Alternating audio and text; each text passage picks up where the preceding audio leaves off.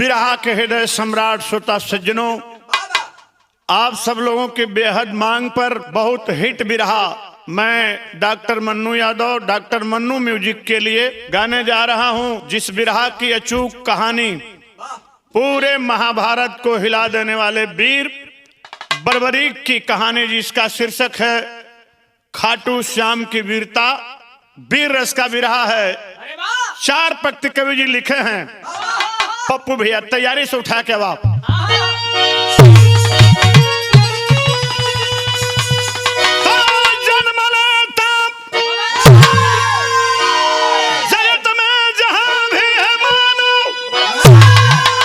उसके जीवन की होती है अपनी महत्ता, अपने से छोटे समझो किसी को नहीं, सबको संचालित करती परम एक सत्ता।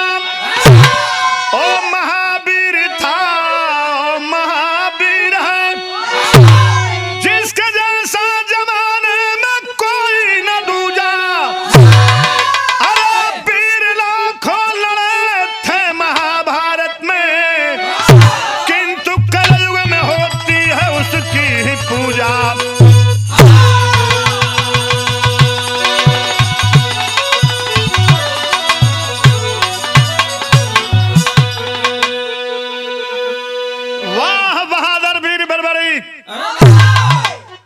लड़े के तो बहुत लोग लड़ाई लड़ रहे बाबू, लेकिन कृष्ण, सुभद्रा, बलभद्र तीनों लोगों के बाद अगर कोई वीर आज भी पूजा जाता है, वीर है बर्बरीक, जिसे खाटू वाले श्याम के नाम से पूजा जाता है।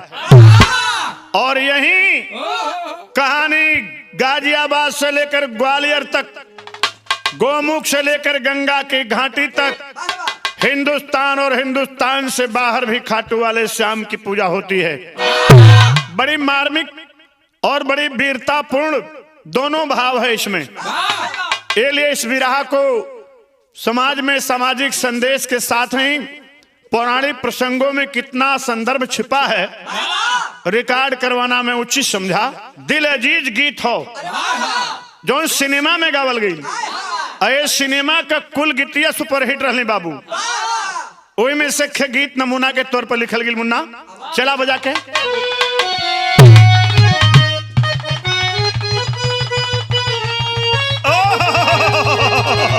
अरे वाह वाह वाह रे विजेंद्र भाई।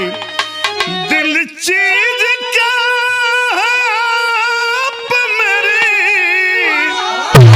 अरे जान लीजिए,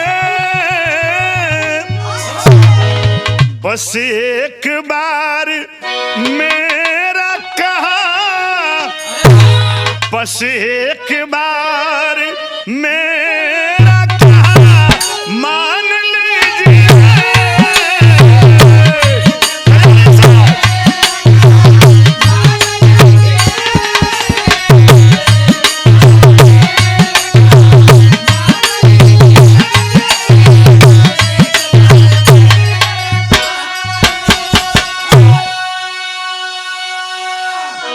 इस अंजुमन में आपको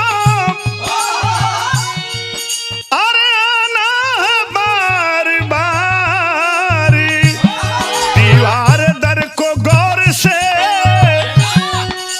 दीवार दर को गौर से पहचान लीजिए।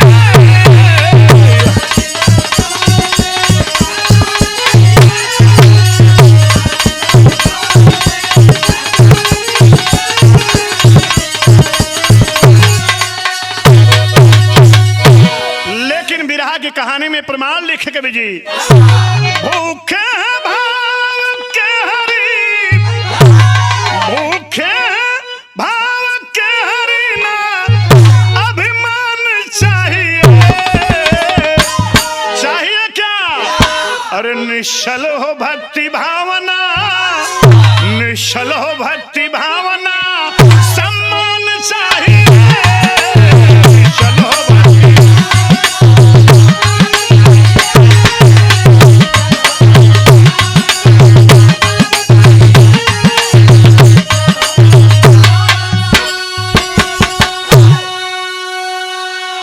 भगवान भक्ति और भावना के निश्चल प्रेम श्रद्धा के भूखे हैं, न के अभिमान घमंड अहंकार और गर्व से। जो भी किया है अभिमान है अहंकार के तरु में फलता विनाश का। कहानी की शुरुआत महाभारत से हो गई बाबूजी। हुआ क्या था, दादा भीष्म भी मार दिए गए थे, द्रोण भी मार दिए गए थे, और इधर से इरावान भी मारे गए और वीर अभिमन्यु भी मार दिए गए थे। दोनों दल में सनसनी, दोनों दल में प्रतिशोध। तो नज्म में कवि जी इशारा किए हैं क्या,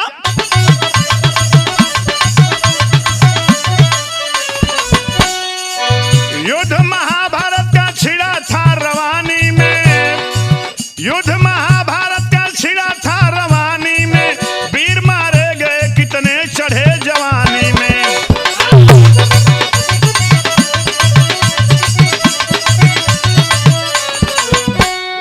भीष्म सरसैया से कुरुक्षेत्र को निहार रहे, धृतराष्ट्र संजय की बातों पर ही विचार रहे।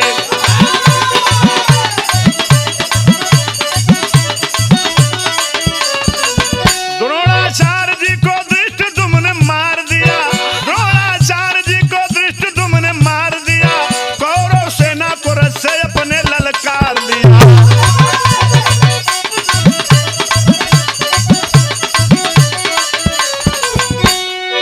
आएगा कर्ण रण में सेना लिए वो जबर, मचाएगा तूफान वीर बर के बांका बबर।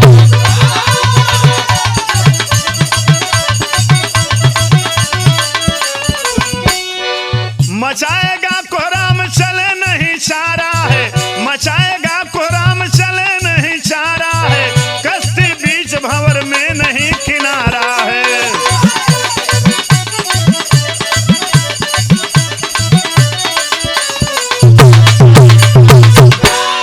आएगा कर्ण रण में सेना लिए जबर, मचाएगा तूफान कोई चारा नहीं है, कश्ती पड़ी भंवर में किनारा भी नहीं है।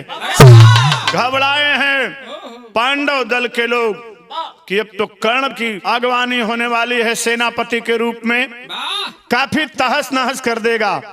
विचार कर रहे हैं, बिरहा में कहीं तरज लगल मुन्ना,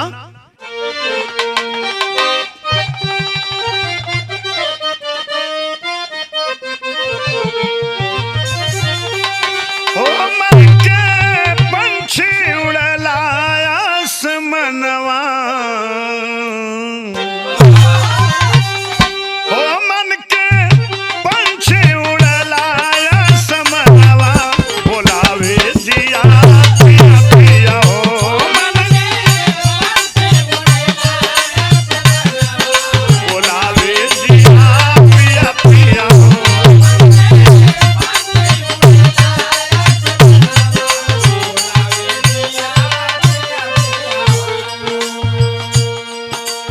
पांडव शिविर में लोग चिंता कोने बात के कैले हो, भाव लिखल गिल, कहीं नजर नहीं आवल कन्हैया हो, ओ कहीं नजर नहीं आवल कन्हैया, विपिन में घूम के खोला भैया, नजर नहीं आवल कन्हैया।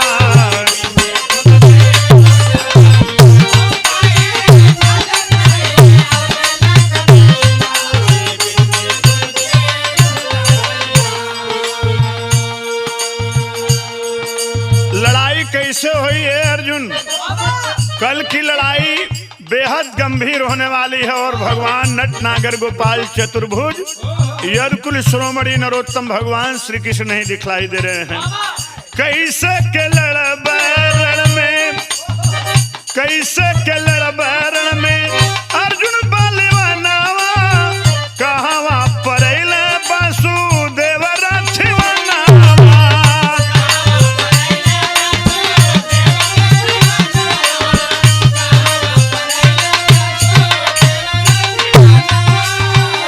ओ कहीं अध जल में अर्जुन, अरे कहीं अध जल में डूब नहीं नैया, विपिन में घूम के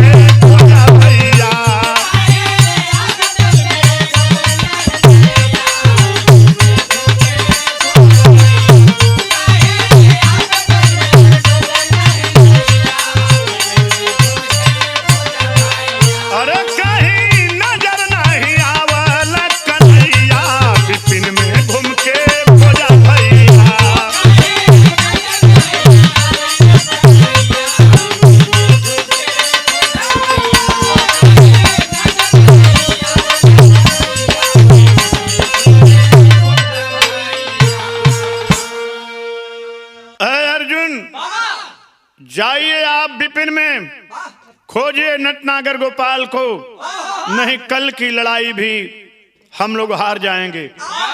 कोनो युक्ति, कोनो उपाय, कोनो युक्ति लगावें। ए बाबूजी, इतनी बात बता करके युधिष्ठिर धर्मराज अर्जुन को सचेत करते हैं। अर्जुन भी बड़े ही जोशो खरोश में चल देते हैं खोजने के लिए। उदासी तो है लेकिन प्रतिशोध की ज्वाला उनके अंदर जोश भरती है। तर्ज एक और लग गिल जो ने समय बड़ा तहलका मचोले है।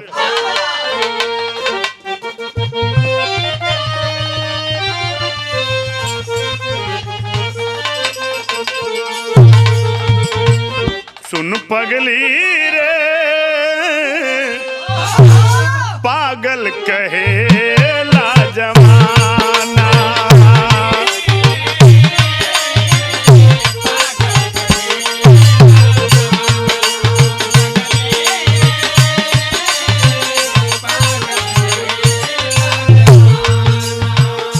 ये तर्ज के ही छोड़ दे तनी बिरहा में बढ़िया भाव लिखल गिल हो का। मनमोहन हो अर्जुन गैला एक पिपरा के पेड़ के नीचे देखला का।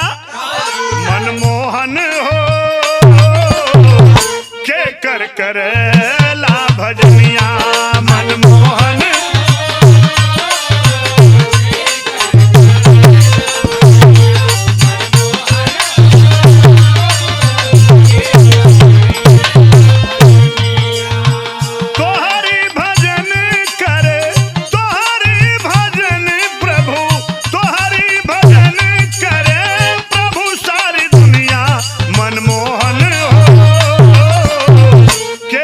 करेला भजनिया।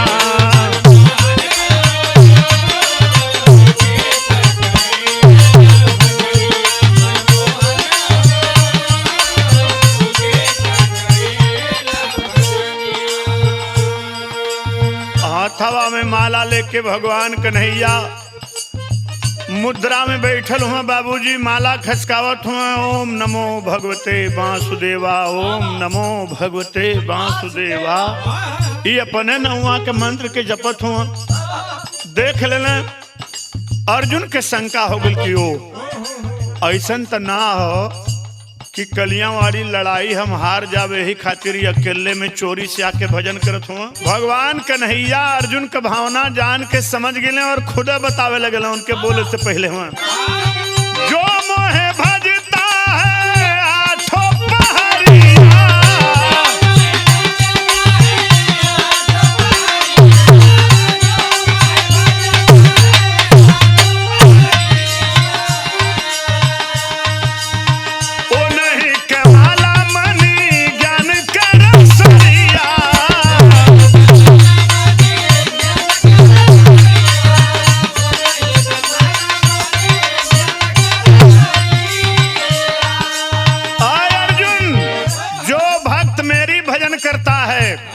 उन्हीं के नाम का माला बनाकर मैं भी अपने ज्ञान चक्षु को मजबूत करने के लिए खुद भजता हूँ।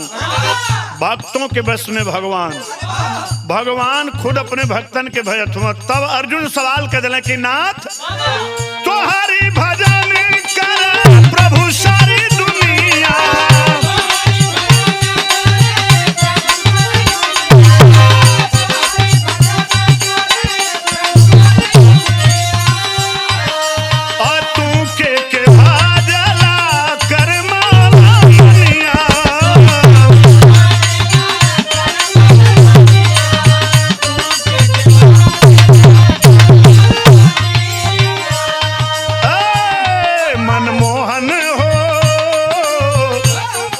कन्हैया हो कहवा बहमारो निसनिया, मनमोहन हो कहवा बहमारो निसनिया।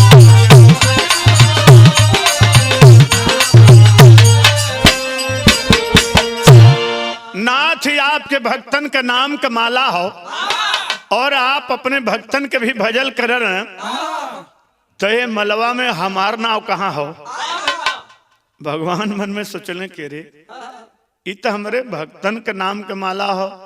अर्जुन तो हमारे बुआ कुंती के सुपुत्र हैं, मेरी और भी रिश्तेदारी है, सुभद्रा के पति हैं, मेरे रिश्तेदार हैं, मेरे भक्त तो हैं नहीं कि इनके नाम का माला है।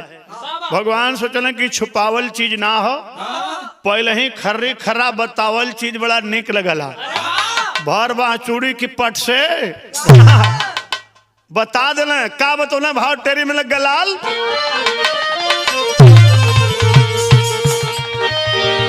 तन्नी सबर जमुना अरे परथ का नहीं माला मनियाम, अरे अर्जुन अरे परथ का नहीं माला मनिया, अरे पज्जर टूट पड़ी है डगमग कापा दुनिया, रहो दुनिया रहो दुनिया। बोले कान्हा अर्जुन सुन लो,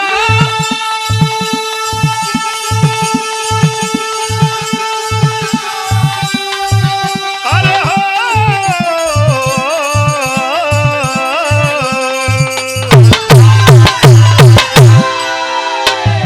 बोले कान्हा अर्जुन सुन लो, तेरे नाम का नहीं दाना है। अर्जुन तुम्हारे नाम का इस माले में एक भी दाना एक भी निशानी नहीं है। अरे इतना अर्जुन के सुनते उनकर मुहवा लटक गले बुधे भैया, हमारे नाम के माला में कौन दाना ना हो तलक भगवान कन्हैया। और बताओ लगल हर भक्तों की श्रृंखलाए जबरी,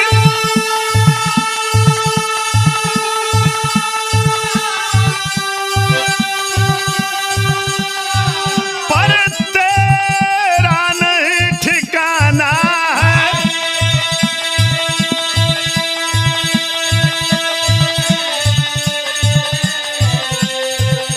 ए ओ मेरे भक्त हैं जो मेरी भजन करते हैं, उनका भी भजन मैं कर लेता हूँ। अर्जुन तेरे नाम का इस माले में एक भी दाना नहीं है।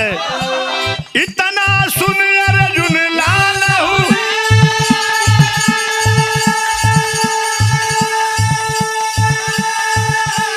अरे उन भक्तों को अजमाना है।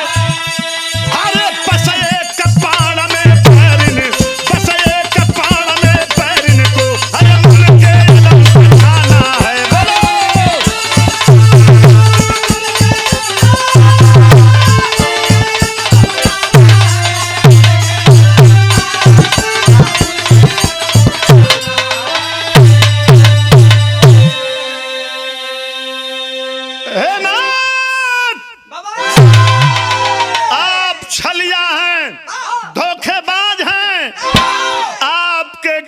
पर मैंने काका को मारा, दादा भीष्म को मारा, भाई को मारा, भतीजा को मारा, चाचा को मारा, मामा को मारा। अरे आप एक माले में नाम देना हुआ तो कह रहे हैं आप मेरे रिश्तेदार हैं, मेरे भक्त नहीं हैं। इस माले में आपके नाम का दाना नहीं है, आप मेरे बुआ कुंती के बेटे हैं। अरे इतना ही होता तो रिश्तेदारी के नाम पर ही माले में नाम डाल दिए होते। आप उठाए के अर्जुन गांडी पटक देना, कहना ला ही अपन गांडीऊ हांडीऊ, जाओ अरे लड़ा। जितना बचल हुआ हित में तो उतना बचल है जी हैं। तोहरे जैसन छलिया धोखेबाज व्यक्ति के साथ हम लड़ाई ना करब, और लड़ब तो यही शर्त पर कि जितना ये चिलगोजरन का नाम माला में गोहले हुआ लिया हुआ, अगर एक के पाण में 108 के नाम मर ली तो नाहु शयाति पृथकेतु पृथमनीसी यदुवंश का असली खानदान नहीं, मां कुंती का बेटा नहीं, भरत वंश का शान नहीं। अर्जुन के इतना बतिया सुन के भगवान कन्हैया समझ गए कि हो आज अर्जुन अहंकार में चूर हुआ। लगा था इनकर घमंड अब 7वें आसमान पर है। कहला भाई थोड़ा था ही रहा, घबराहट का हुआ, कौने बात के में दिक्कत तो है आ गई। हम अपन खास मनते ही अगर नाम ना भी हो तो परेशानी कौने बात का हो। अर्जुन कहना अब हम ना लड़ब, गांडी उठा के फेंक दिल, कहे फेंका मत, उठाला। बिरहा में तरद लगल मुन्ना,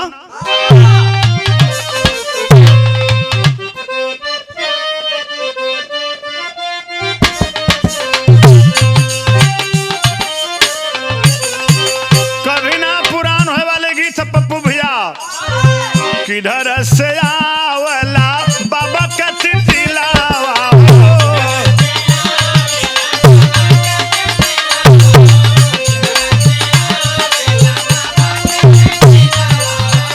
बाबा के तितिलावा रामा राजा का हो रिलावा हो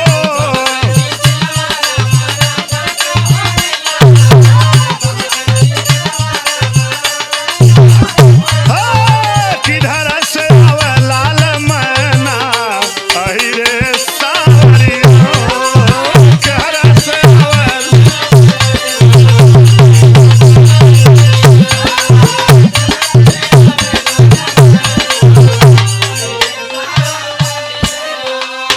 बड़ी पारंपरिक गीत मतारी बहन के गाँव जब दुल्हा बैठ जाए समधी बैठ जाए खाए बदे खाना विजय करे बदे उस समय पत्थर जब पर गईल गोटा बैठल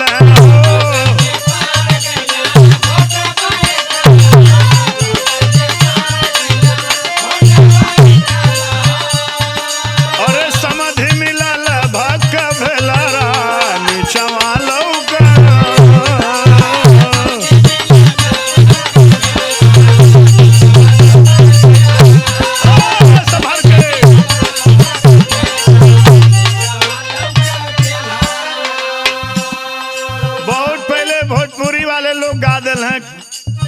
बड़ी बड़ी चीज मंगावल जाले रुपवा बनाए ले लू बेग लटकाए ले लू चढ़ तड़ू रे रबली बस में गोरी कस में रहा जितना जोड़ चल जाल बाबूजी उतना चल जाई लेकिन तनी बिरहा के कहानी की ओर चले भगवान कन्हैया अर्जुन के कला है कि जैसे जैसे चेहरा हम बनावत हो वैसे ही बना के चला हम अपने भक्त के दिखावत ही कौन भक्त हो ये बाबूजी त्रिमुंड लगा लेने टीका लगा लेने मुद्रिका लगा लेने हरे राम हरे कृष्ण के चादर ओढ़ लेने अर्जुन भी भगवान कन्हैया जैसे जैसे रूप बनौला वैसे ही रूप बना के हो तैयार हो गए आगे बढ़ गए जब चलना है तो देखल का बेसवा बभनावा के धैला कन्हैया हो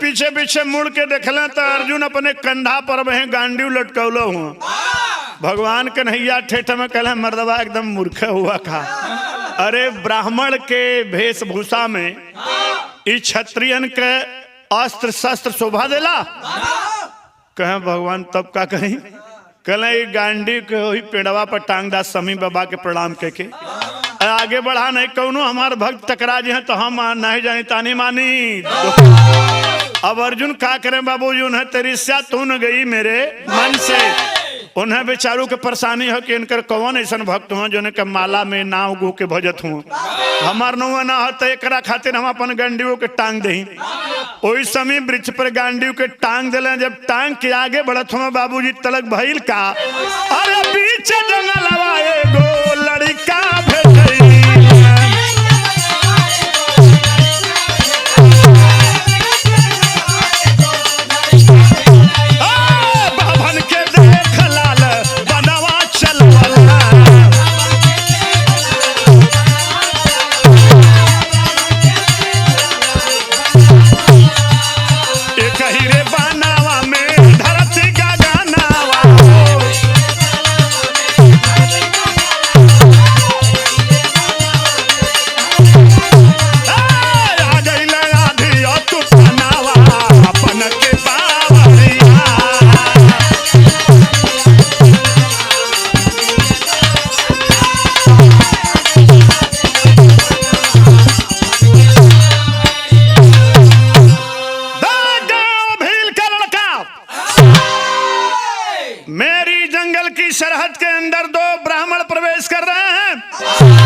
बाबूजी छोटा का हाथ है, छोटे का पैर है, छोटा सा तरकस है, छोटी से तीर है, और चढ़ाए के प्रतंचा ठेहुनिया के हेहर के नकुरा एक ओर के पोछलस, दूसर के ओर के पोछलस, नाकपोटा मरलस, एक बाण धरती आकाश लगल सटे, तेज आधी तूफान आ गल।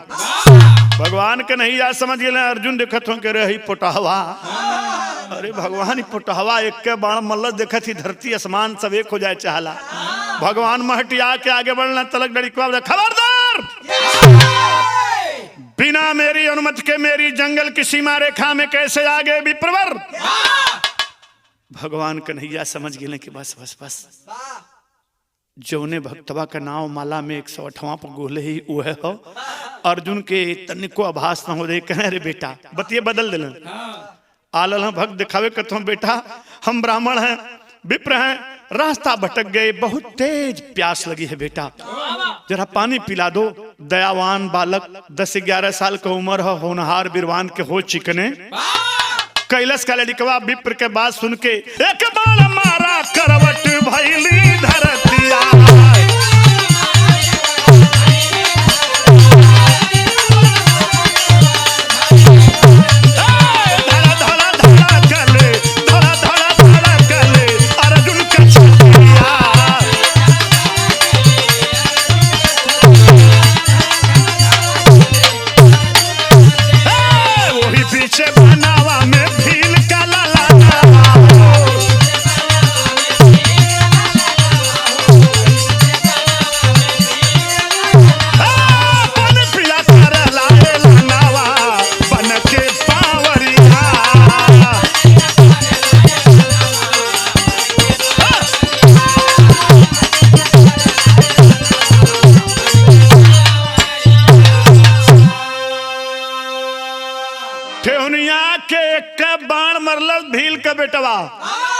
धरती करवट भइल, जल के धारा फूटे लगल। भगवान कन्हैया जाए के पनिया के पिए लगल। अर्जुन घबराइल के रे, अब वही परसोइया दादा भीषम के पानी पियावे के भइल तो कई बाण चलावे के पड़ल।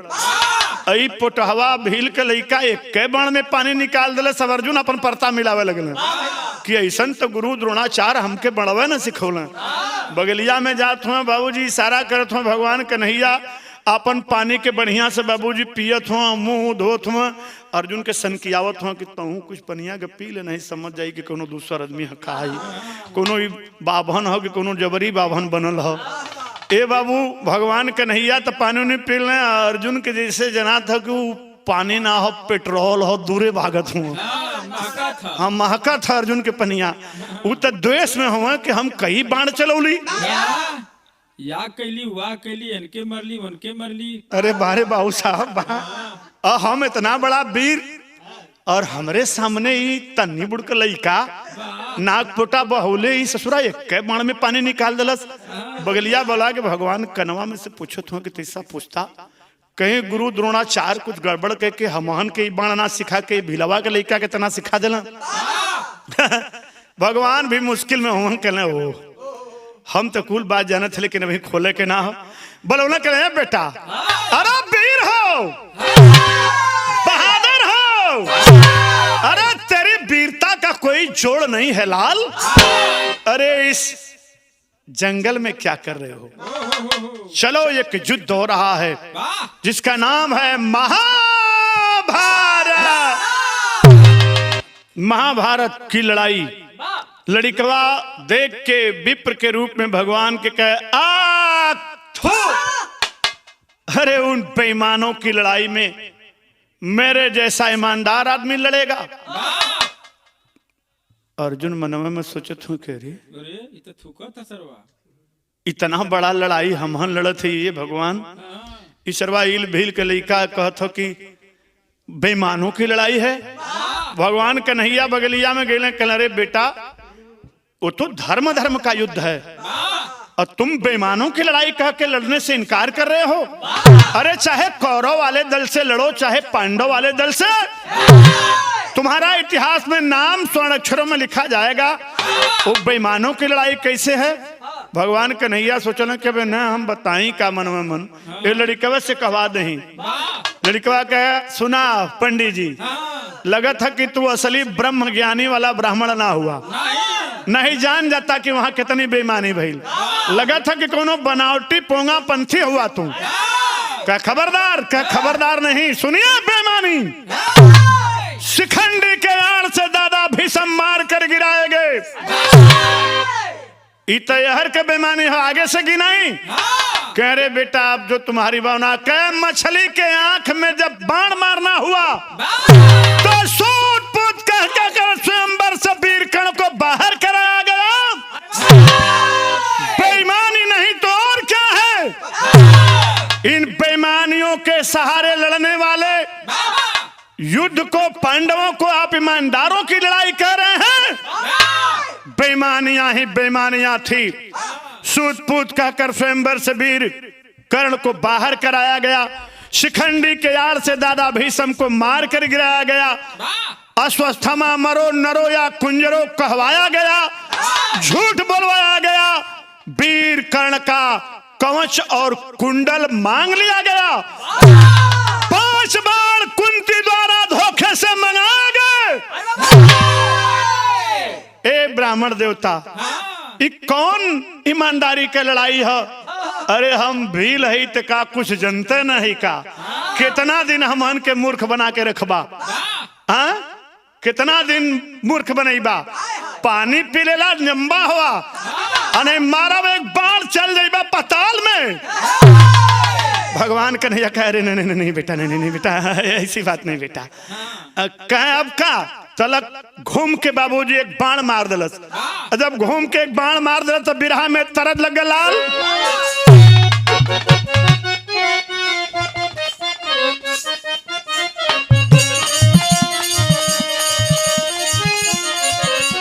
गाजीपुर के सितारे हिंद कलाकार स्वर्गीय सुमरत उस्ताद बड़ी मार्मिक बात बतावे, बड़ा बेहद संजीदा इंसान रहना बाबूजी। उन्हीं के मुँह गीत हम सुनल गए लगभग 88 में, 90 में, 91 में बहुत अच्छे से प्रेम से बिरहा गावे। जब हम लड़कपन में रह गए बड़ी चुनाच के गीत गावे। कहे नरई ताल के शिकन मटिया जहाँ बस पर्वत पहाड़ गोरिया।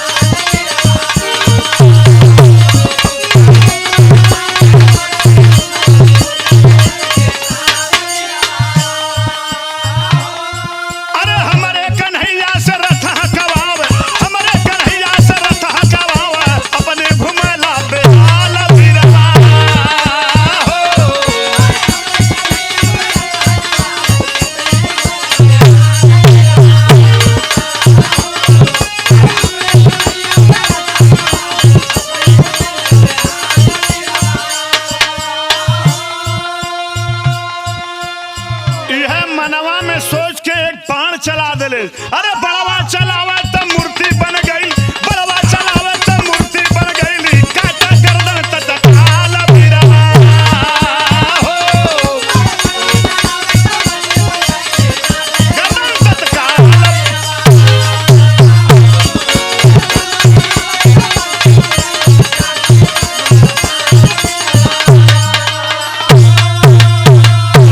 देख रहे हैं भगवान कन्हैया ब्राह्मण एक मिट्टी की मूर्ति बन गई और मटिया के मूर्तिया एक के बड़वा में बनल ना, वही बड़वा से वो गर्दनवा मुड़िया कटत सटत कटत सटत अरे मतलब हम बताओ थी तो लोग का करे हबुआ तो लोग तो लोन का आदत पकड़ गिल। हाँ लेडीसन में जात हुआ लोग ने आजकल में कटत सटत बजत सटत हटत करत वाला मुड़िया कटत बाबूजी सट जात खून के धारा निकलत था। अर्जुन दोनों हाथ अपने करेजा पर लगौल कल ओ गुरु द्रोणाचार्य ऐसनो बाण नहीं सिखौल तनी नाथ पूछता ही ऐसन बाण कहाँ से सिखले हो। लड़िकवा के पास बोल कल अरे बेटा इस मिट्टी की मूर्ति पर क्यों अपनी वीरता का उपहास कर रहे हो। अरे बात मान जाओ चलो महाभारत में लड़ो कह फिर फल्ला मैं कह दिया ना कह अच्छा किसकी मूर्ति बनाया हो, क्यों इस मूर्ति पे बाण मार रहे हो, तुमसे इस मूर्ति से क्या लेना देना। लड़िकवा छोटा रहे हो कल तुमसे मतलब पानी पीला हटा यहाँ से जा। अरे हमार मकसद हमें के रोज मारीला और रोज एक मूर्ति बनाईला रोज बाण मारीला। भगवान कन्हैया यह बतिया तो करे मुहा से उगिलवावल चाहत ना बाबूजी गैला सांस से करमा में कल रे बेटा जिसकी मूर्ति बनाकर तुम बाण मार रहे हो ना इस व्यक्ति को मैं पहचानता हूं लेकिन ध्यान नहीं आ रहा है इसका नाम क्या है कौन है। अगर तो इसका नाम पता बताओ तो मैं भिक्षाटन करने वाला ब्राह्मण घूमता टहरता रहता हूं, लाकर जिंदा तेरे सामने रख दूं, मार लो। मिट्टी की मूर्ति पर बाण मार करके प्रतिशोध की ज्वाला कितना शांत करोगे। लड़िकवा समझ गए कि बस बस बस लगा था कि महाराज जी हमारे काम बना दी हैं, लेकिन शर्त रखलस कलश एकर दुश्मन का नाम और दुश्मनी के कारण जब पंडित जी हम बता दे बाबा तो हमारे दुश्मन के सामने लिया दे बा। कहा बिल्कुल।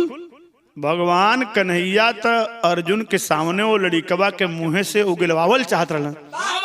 कहा देखा मुकरिया मत महाराज, कह रहे बेटा विप्र वचन है कभी झूठा होगा। लड़िकवा बाबूजी घूम के एक फेरा आयल है।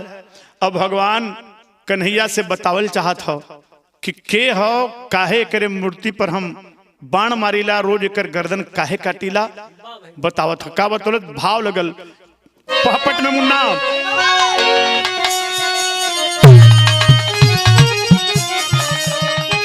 हरे गरज के बोला हरे भिलावा कलला नवा बीच बनवा में पंडित जी अरे दुश्मन बात पाजी मोर अर्जुनवा बीच बनवा में।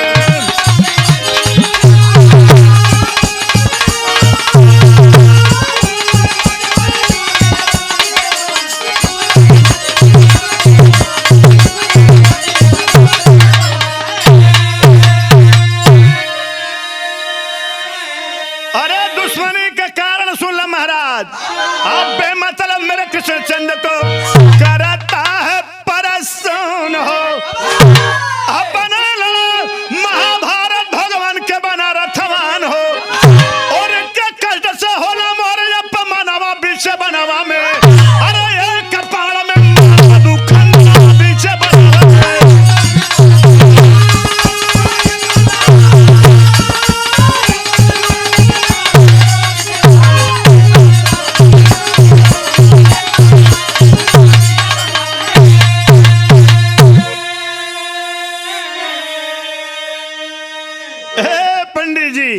हमरे कन्हैया के रथवान बना के अर्जुन रथ कवा वाला उन्हीं के कष्ट से हमरे करेजा में कष्ट उत्पन्न भैल हो। अब मिल जात तो तुरंत मार दे। इतना ना कहा दुश्मन मिल जाए साधु जी तो उसको मजा चखा दूंगा। बस एक बाण में बैर के खानदान का नाम मिटा दूंगा। चाहते हो तो कह देना। अरे बनता जो भक्त पुजारी है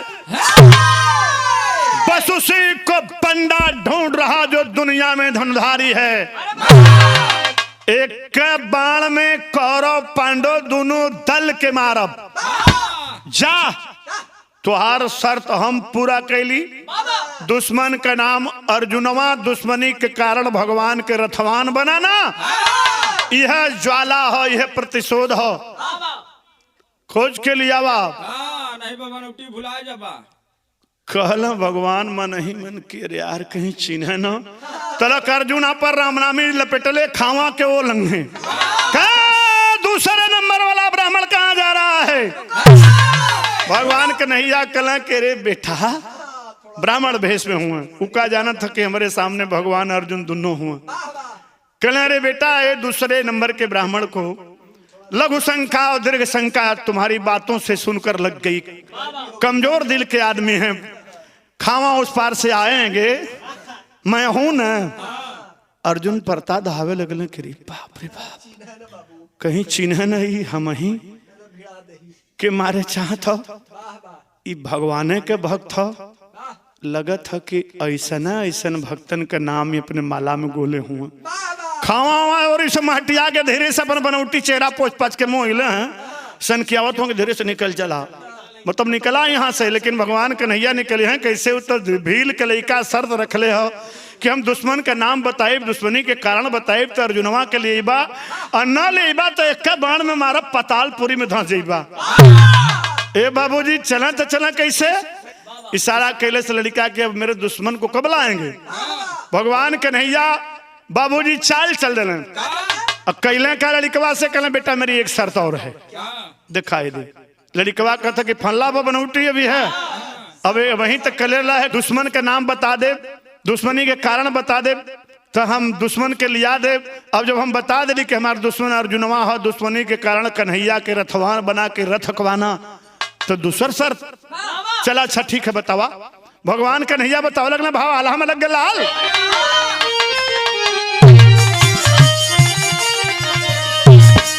अरे पिपरा का पेड़ की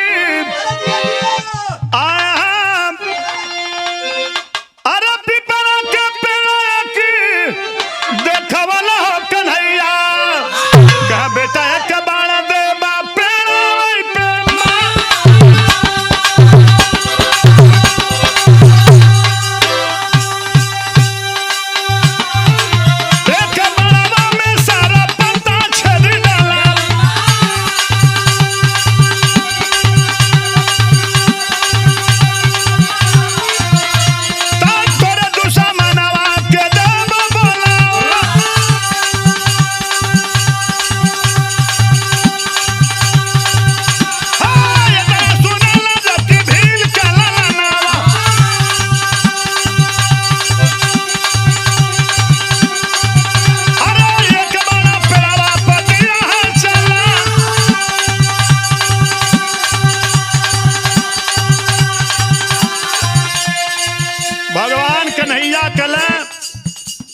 के बेटा इस पीपर के पेड़ पर एक बाण चला दो और एक ही बाण में सारे पत्तों में छिद्र कर दो।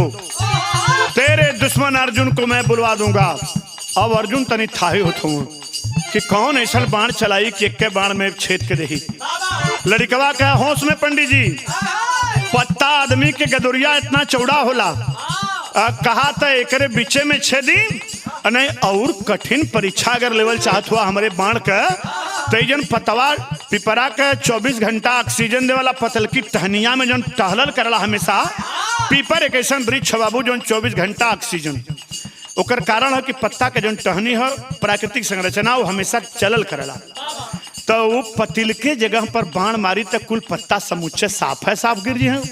पंडित जी भगवान के तो कुछ और दिखाओ कह बाबू जी। कल नहीं बेटा, विप्रमाणी निकल गई तो निकल गई, उस पतले सीख जैसे टहनी पर नहीं मारो, बीच पत्तों में छेद कर दो। क्या होश से बेटा। अल्लाह रिकवा कैलस का बाबू जी, अरे वो मनमो भागवत वासुदेवा रति के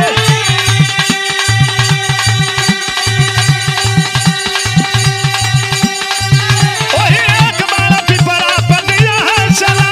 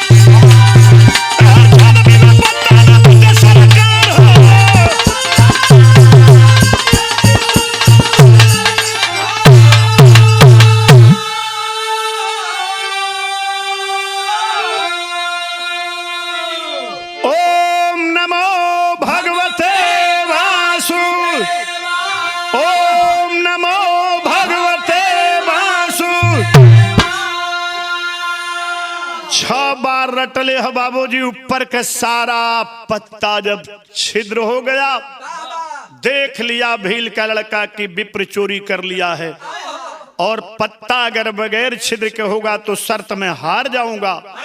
ए बाबूजी, पेड़वा के सामने से दिखात ना हो, धरती के नीचे से बाण घुसौलस भील का लड़का। भगवान कन्हैया अर्जुन दोनों जने ऊपरा पिपरा को देखत हुआ। अर्जुन बड़ा खुश होत हुआ कि ऊपर के न पत्ता छेदी, जौन भगवान एड़िया के नीचवा चोरौले हुआ एक छेदी न पाई, तुरंत बिना मना के लिए केहुनिया के मुँह आए दे। उस समझे न पावत हो कि कितना बड़ा वीर है। ए बाबूजी, और पेड़ कोरी दोनों जने के निगाह ऊपर है, हर पेड़ के तना के पीछे से बाण धंसल धरती के नीचे। बाबू पप्पू धीरे धीरे आल भगवान कन्हैया के ब्राह्मण रूप के एड़ी के नीचे समझ गल। एड़ी पत्ता के दबाव धरती के तीनों का बराबर हुई, तो अगर हम पत्ता के छेद करब तो कहीं विप्र जान न जाए। धीरे से 6 बार ओम नमो भगवते वासुदेवा रट के एड़िया के नीचवा से पत्ता पंचो सरकाए के ले गल तलवा के नीचे, जहां आधा जौ के दूरी मानव संरचना में छूटल हले धरती से। ओई जे फोफर तरी से पोले हो, 5वां पत्ता के बढ़िया से छेदलस, 6वां पत्ता के बाण चुकचुकाए के छेद कर दिलस की आभास न हो पंडित जी के। ओम नमो भगवते वासुदेवा रटलस, वापस तरकस के अंदर तीर आ गई, हाथ जोड़कर सामने गया है। भील का लड़का कहा कि विप्रवर सभी पत्तों में छिद्र हैं, देख लीजिए, मेरे दुश्मन अर्जुन को बुलवा दीजिए। भगवान कन्हैया ऊपरा ताकत हुआ, चोरौले हुआ पत्ता नीचे, सोचत हुआ ऊपर के छेदले हुए नीचे कहाँ छेद पाई। बाबूजी कहा बेटा जमाई ले तो झूठा बना उठी, सारे पत्तों में तो छिद्र है, लेकिन कुछ पत्ते अभी बाकी हैं। कि कहाँ हैं? जब झुकला है पत्ता एड़ी के नीचे से निकाले, मरले से अंटी बाबूजी गईला आधा फलांग दूर, ले लिया हाथ में 6 पत्ता, कई पत्ते हैं, इन 6 में भी छिद्र है। विप्रवर मेरे दुश्मन अर्जुन को बुलवा दीजिए। अर्जुन थोथा नियर मुंह लटकाए कहता कहा लेकिन निकल चला सरवा ऊपर के तो छेदबो खिलस, इस चोरवल का पत्ता नीचों के छेद दलस हो। बड़ा करारा वीर हो, गुरु द्रोणाचार्य हो बाणना सिखोले। मनवा में सोचत दबौले हुआ, कहली के निकल चला, लेकिन मनला नहीं। भगवान इशारा पीछे से हाथ से करत हुआ कि चुप रहो अर्जुन, चुप रहो, छपकी मले रहो, लाइए मेरे दुश्मन को, सभी पत्तों में छिद्र हैं। भगवान कन्हैया समझ गए कि ओ, मन में सोच रहे हैं पद तो हो गया कि लाइए, लेकिन भगवान को करना क्या है बाबूजी। भगवान कैले का मनवा में सोचत हुए कि अगर ये जीवित बच गए तो मैंने इसकी परीक्षा के लिए पीपल के पेड़ में जितने पत्ते हैं वो कौरव पांडव वीर मान कर रखा, ऊपर सारे पत्तों में छेद कर दिया। 6 पत्ते 5 पांडवों के लिए, 6वां पत्ता अपने लिए बुआ कुंती के वचन को सुरक्षित पालन करने के लिए रखा। उन 6 पत्तों में भी छेद कर दिया। इसका मतलब अगर यह जिंदा बच गया तो महाभारत जैसे युद्ध का परिणाम उल्टा पुल्टा हो जाएगा। मैं भी अपने वचन से बुआ कुंती से मुकर जाऊंगा, इसलिए कोई चाल चलनी होगी।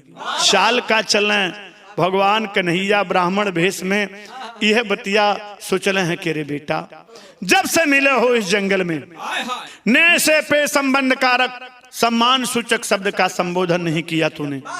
हम ब्राह्मण हैं, हमको इससे क्या लेना देना। हो गया, एक बार झुककर मेरे चरण को स्पर्श कर लो, मैं तेरे दुश्मन अर्जुन को बुलवा दूंगा। अर्जुन बड़ा गुस्सा में लाल हूं कि बड़बड़ शर्त कतई धज्जी कबार न उलोस, अब इनके पैर के झुक के छुए में कितना टाइम लगी है कि आय हाय। अर्जुन करेजा पर हाथ धेले हुआ, लड़िकवा सोचलस कि ठीक है बात हो, ब्राह्मण हैं, देवता हैं, विप्र हैं, इनका पैर छूने में क्या जा रहा है, कुछ भी नहीं कहेंगे तो आशीर्वाद होगा। वो भील के लड़का कहा जानत बा कि भगवान कोनो चाल में खड़ा हुआ।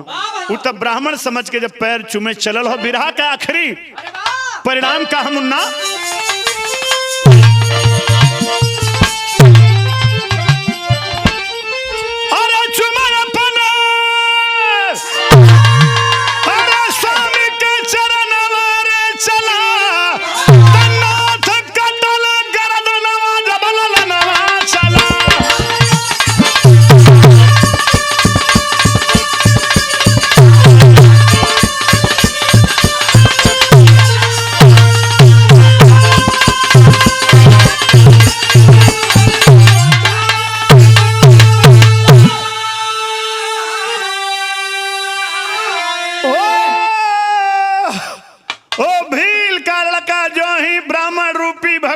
श्री कृष्ण के चरण को चूमने के लिए झुका है, विनयवत अंगूठे को दोनों हाथों से स्पर्श करके ज्यों ही ऊपर उठ रहा है। बाबूजी असली रूप में आ गए नटनागर गोपाल। श्री कृष्ण भगवान चक्र सुदर्शन से उस भील के लड़के का गर्दन अलग कर दिए, धड़ अलग कर दिए, कटल की मुड़िया के हथेलिया पर रख ले, चूमे अपने स्वामी के चरणवा चला, नाथ कटले गर्दनवा जब ललनवा चला। कराह देते हैं अर्जुन खबरदार भगवान, आपने क्या कर दिया? कन्हैया कहे खबरदार अर्जुन चुप रहो, अभी तुम इस वीर की एक एक बाण से दहशत खा रहे थे, और जब मैंने इसका गर्दन उतार दिया तो झूठी आदर्शवादिता झोंकने चले। खबरदार। अरे बाप रे बाप, कटल की मुड़िया भगवान कन्हैया के मुंह से अर्जुन शब्दवा सुनते खखा के हंस दिलस। माया प्रभु कहा हथेली पर मुड़ी अरे नाथ, मेरे कुल के देवता श्री कृष्ण चंद, मेरा गर्दन आप मेरे धड़ से चंद मिनट के लिए जोड़ दीजिए। मैं पहचान रहा हूं मेरा खानदानी दुश्मन अर्जुन है, इसे एक बाण मार लूंगा, फिर आप मेरे सर को मेरे धड़ से जैसे अलग किए हैं पुनः कर दीजिएगा। भगवान कन्हैया चुम लेने के अरे बेटा, जौने अर्जुन के तो अपन खानदानी दुश्मन समझत हुआ लाल, ई अर्जुन तोहरे खानदान के तोहर पूर्वज हुए, कटी हुई मुड़ी कहीं भले कुछ भी हो, मैं इस अर्जुन को मारना चाहता हूं। अर्जुन भी क्रोध में नाथ,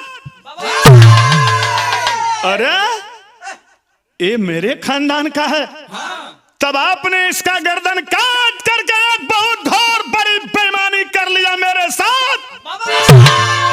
एक वीर जिंदा होता हम कौरवों से पल भर में निपट लेते। कहे भगवान कन्हैया अर्जुन सुनो बेटा, तुम भी सुनो, तुम्हारे गर्दन को मैं क्यों काटा?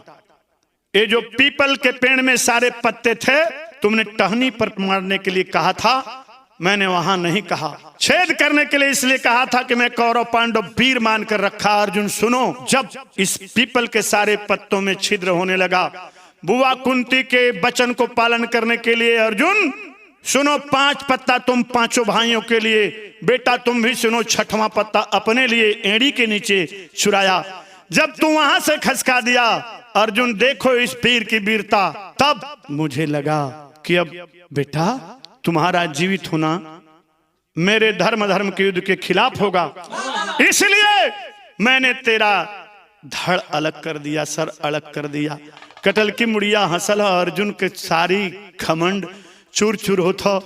बाबूजी भगवान कन्हैया कहले कि इसके बदले में बेटा आने वाले कलयुग में कृष्ण सुभद्रा बलभद्र के बाद कौरव पांडव दल से अगर कोई वीर का पूजा लोग करेंगे तो तुम्हारी पूजा होगी।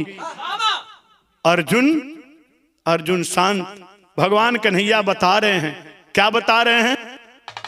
भगवान कन्हैया बतौले कि बेटा सुनो, ए अर्जुन तुम्हारा दादा कैसे है और तुम इस खानदान के लाल कैसे हो? कहे भीम के बेटा घटत खस के ललनवा, अरे नाम पर मरे किया तो वंश के दिलनवा।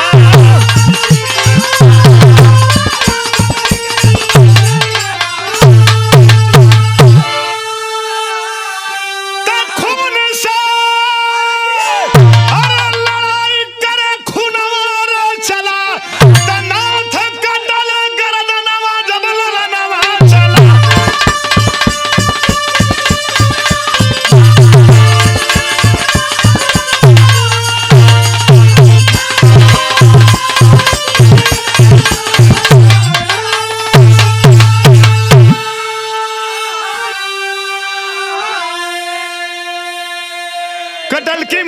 हथेलिया पर कहा, रे नाथ, अर्जुन कहा चंद्रवंशी, यदुवंशी, कुरुवंशी, क्षत्रिय, मैं कहा कोल भील, मैं इनके खानदान का कैसे हो सकता हूं? कह रे बेटा सुनो, अर्जुन तुम भी सुनो, बेटा ध्यान से सुनो। अर्जुन से हुकारी भरवा रहे कि नहीं? या भीम तेरा बड़ा भाई? अर्जुन कहे हाँ। कहे बेटा सुनो, भीम इनके बड़े भाई हैं। भीम का संपर्क हुआ हिडिंबा से? अर्जुन कहे हाँ। हिडिंबा से वीर घटोत्कच पैदा हुआ? अर्जुन कहे हाँ। घटोत्कच का बेटा तू बर्बरीक है ना लाल? अरे कटल की मुड़िया, बाबूजी भगवान के हथेलिया पर कहा हाँ मैं बर्बरीक हूं। कैसे नाते तू अर्जुन का पौत्र है, भीम के बेटे का बेटा है ना? नाथ फिर भी मैं इनको मारना चाहता हूं।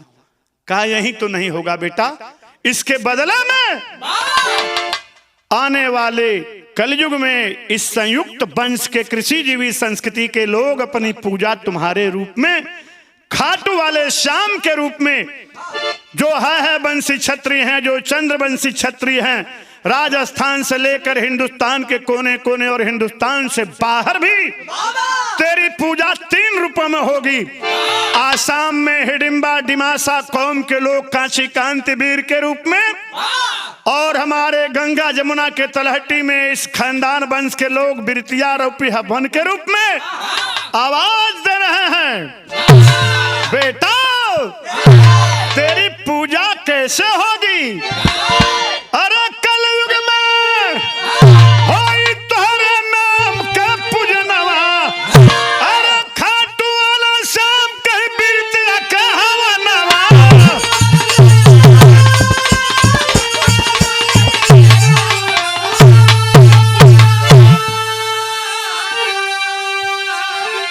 तब पूजत यदुम पंस के घर नवारे चला, तो नाथ कटल गर्दनवा जब ललनवा चला।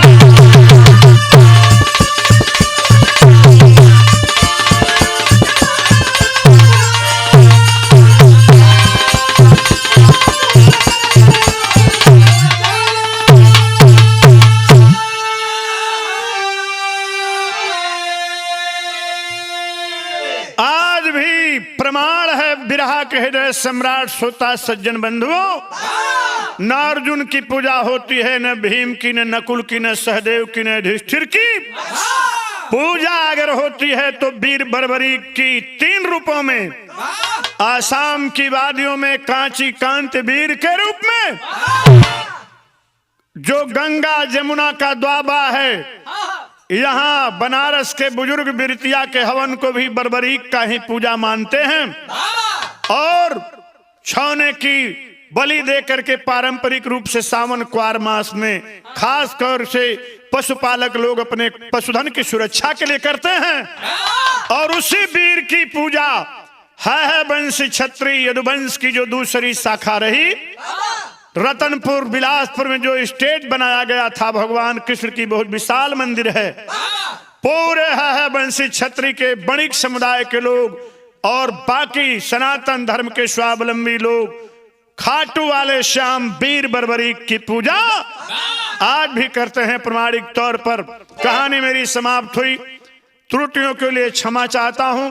राष्ट्रभाषा कार्यक्रम में जब आसाम की वादियों में मैं इस गीत को गा रहा था, तत्कालीन वहां के मिनिस्टर स्वर्गीय दिनेश प्रसाद ग्वाला जो अब इस दुनिया में नहीं रहे, और प्रेरणा भारती दैनिक समाचार पत्र के संपादक दिलीप कुमार जी का आयोजन था। डिमासा एक कौम है जो हिडिंबा के कुनबे से घटोत्कच बर्बरीक के अंश को मानते हुए अपने को यदुवंश से जोड़ते हैं, महाभारत कालीन परिस्थितियों को जोड़ते हैं। और इस गीत को सुनने के बाद वहां के तमाम स्थानीय डिमासा कौम के लोगों ने बड़े ही सामाजिक महत्व दिया और संदेश भी दिया।